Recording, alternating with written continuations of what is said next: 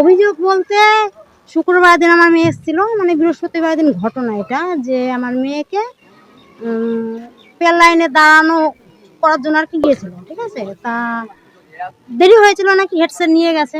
তারপরে যাই হোক ওই কারণে কান ধরে উঠবাস করানো হয়েছে। এবার কিসের জন্য করিয়েছে, ছবি আঁকার জন্যই কি পেয়ার লাইনে দাঁড়াতে গিয়েছে, দেরি হয়েছে ওই কারণেই।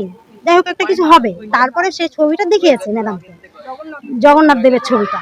তা জগন্নাথ দেবের ছবিটা দেখানোর পরে ম্যাডাম বলেছে যে এই ছবিটা আর কখনো আঁকবে না, মানে কোনোদিন আঁকবে না, এরকম একটা কিছু হয়েছে।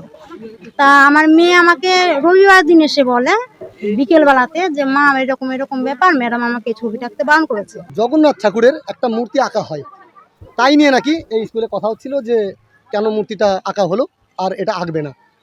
স্কুলে মেয়েটা লেট করে এসেছিল বলে ওকে কান ধরিয়েছিল। এবার আমাদের কাছে কান ধরাটা বড় বিষয় না, বড় বিষয়টা হচ্ছে জগন্নাথ দেবের মূর্তিটা কেন আঁকা হলো, তাকে কেন বারণ করা হলো, এটাই আমাদের কাছে মূল উদ্দেশ্য।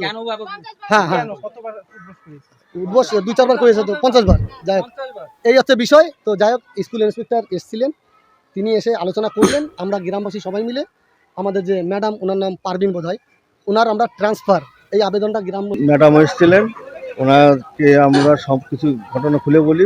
বলার পরে যে ম্যাডাম এই ঘটনার জন্য দায়ী পারভিন, ওনাকে ডাকার পরে ওখানে আমাদের টেবিলে সমস্ত কিছু আলোচনা করা হয়। উনি প্রথমে অস্বীকার করার পরে যখন ওই মেয়েটাকে বলা হয়, তখন মেয়েটা বলার পরে উনি তখন স্বীকারের উক্তি স্বীকার করার পরে উনি নম্রতাই করে দিয়ে বললো যে ঠিক আছে, পরবর্তীতে এরকম আমি আর কিছু বলবো না, করবো না।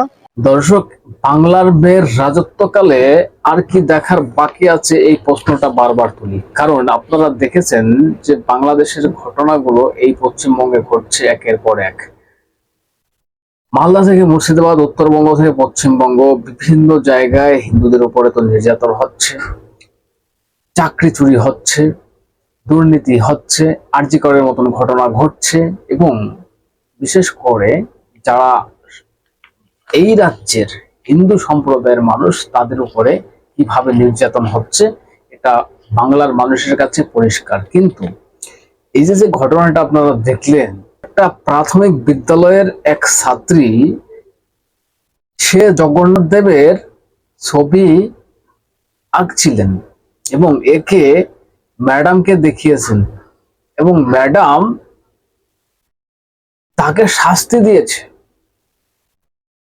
50 বার তাকে কান ধরে উঠবোস করানো হয়েছে, কেন তুমি জগন্নাথ দেবের ছবি আঁকবে, এটা আর আঁকবে না কোনো দিন। আপনি দর্শক এটা ভাববেন যে 50 বার কান ধরে উঠবোস করানো হয়েছে, এটা অন্যরকম একটা ব্যাপার, ঠিক আছে। কিন্তু একবার ভাবুন তো, যে একজন স্কুলের ম্যাডাম হয়ে কোনো ধর্মীয় ছবি বা কোনো দেবতার ছবি যদি কেউ এঁকে থাকেন, কোনো ছাত্র বা ছাত্রী, তাহলে তাকে কি এইভাবে শাস্তি দেওয়া যায়?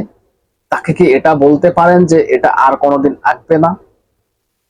ঘটনাটা ঘটেছে মুর্শিদাবাদ জেলার বারুইপুরে সদরপুর চক্র 1 নং তালবাগান প্রাথমিক বিদ্যালয়। ওই প্রাথমিক বিদ্যালয়ের যিনি শিক্ষিকা ছিলেন, তার নাম হচ্ছে পারভিন।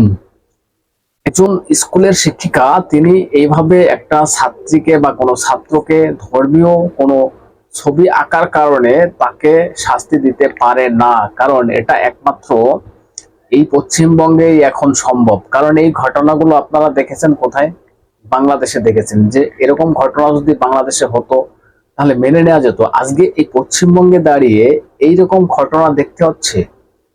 আপনারা দুর্গা প্রতিমা ভাঙা দেখেছেন, দুর্গা প্রতিমা বিসর্জনে বাধা দেখেছেন, রামনবমীতে ইট পাটকেল ছোড়া দেখেছেন, মন্দিরে গরুর মাথা কেটে রেখে আসা দেখেছেন, এগুলো তো দেখেছেন। কিন্তু একটা স্কুলের ভিতরে, একটা শিক্ষা প্রতিষ্ঠানে একজন মুসলিম টিচার হয়েছেন, তার কতটা রাগ ক্ষোভ হতে পারে যে 50 বার তাকে কান ধরে উঠবোস করানো হয়েছে সেই ছাত্রীকে, এবং বলা হচ্ছে এই ছবি আর কোনোদিন আঁকবে না। একটা ধর্মীয় ভাবাবেগে আঘাত দেওয়া নয় এটা। গ্রামের যারা মহিলারা আছেন, তারা বা গ্রামের যারা লোকজন আছেন, তারা ওই মহিলা বা ওই ম্যাডামের নামে লিখিত অভিযোগ দায়ের করেছেন এবং সেখান থেকে তাকে যেন ট্রান্সফার করা হয় এই দাবি তুলেছেন। প্রিয় দর্শক, আমি নয়ন রায়, আপনারা দেখছেন হাবড়া টিভি। দর্শক, কারো 5 টার সুযোগ নেই, 5 চাষ নেই। অথেন্টিক পিওর বাস্তব রিয়েল কথাটা বলছি, যেটা সত্য সে স্বীকার করতে হবে, অন্যায়ের বিরুদ্ধে প্রতিবাদ করতে হবে। অন্যায়ের বিরুদ্ধে আমাদের প্রতিবাদ চলছে, চলবে। তবে আপনাদের বলবো চ্যানেলটা সাবস্ক্রাইব করে পাশে থাকুন, সঙ্গে থাকুন। দর্শক, এবার পয়েন্টে আসি। আর কত কি দেখবেন বলুন? আর কি দেখতে বাকি আছে বাংলার মেয়ের রাজত্বে?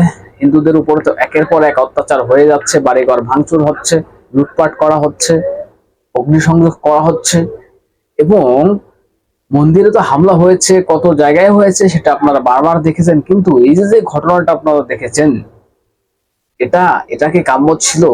আসলে এটা কাম্য থাকবে না কেন?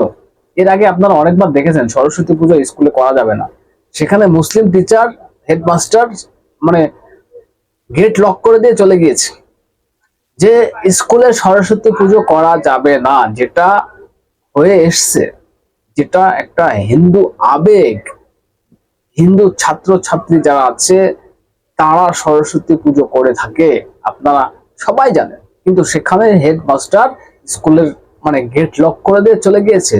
তারপরে আবার বড় বড় ডায়লগ যে যা পারবি তোরা করে নে। কারণ তারাও জানে যে এই তোলামূল রাজত্বে, এই তৃণমূল রাজত্বে মুসলিমদের উপরে কথা কেউ বলবে না। এখন এটাই তারা ভেবেছে।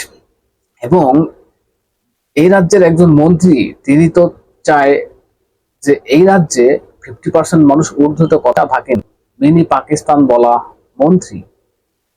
এবং মমতা ব্যানার্জি যেভাবে রেড রোডের মঞ্চ থেকে তাদেরকে মানে উস্কে দিয়েছে কার্যত, যে সরকার তোমাদের পাশে আছে, হিন্দু ধর্মটা গান্দা ধর্ম, আমি ওই ধর্মটাকে মানি না, মহাকুম্ভকে মরণ কুম্ভ। তাহলে একটা শিক্ষা প্রতিষ্ঠানে এরকম ঘটনা ঘটবে, একজন মুসলিম শিক্ষক এই কাজটা করবে, এটা বলার কোনো অপেক্ষা রাখে না। কারণ 2026-এ যদি এই সরকারটা আবার আসে, তাহলে নিশ্চিন্তে থাকুন, পশ্চিমবঙ্গটা পশ্চিম বাংলাদেশ হতে আর বাকি থাকবে না। বাংলার মেয়ের রাজত্বে আর কি দেখবেন আপনারা? আর কি দেখবেন? একজন বাচ্চা মেয়ে একটা জগন্নাথ দেবের ছবি তৈরি করেছে, তাকে 50 বার কান ধরে উঠবস, কিন্তু সেটা আপনি ছেড়েই দিন। মানে একটা হিন্দু ভাবাবেগে আঘাত দেওয়া নয় এটা। বিচার হবে না এর? কি বিচার হবে? এই শাসক যতদিন আছে, তোলামূল যতদিন আছে, এদের বিচার হবে না। এদের বিচার একদিন হবে, যদি রাজ্যে পরিবর্তন হয়, এদের একদম মানে বিচার হবে, এটা বলার কোনো অপেক্ষা রাখে না। দর্শক, কি বলবেন? আর কি দেখবেন বাংলার মেয়ের রাজত্বে? আর কি দেখতে বাকি আছে? কমেন্টস করে জানাবেন। নজর রাখবেন হাবড়া টিভিতে, চ্যানেলটা সাবস্ক্রাইব করে পাশে থাকবেন, সঙ্গে থাকবেন।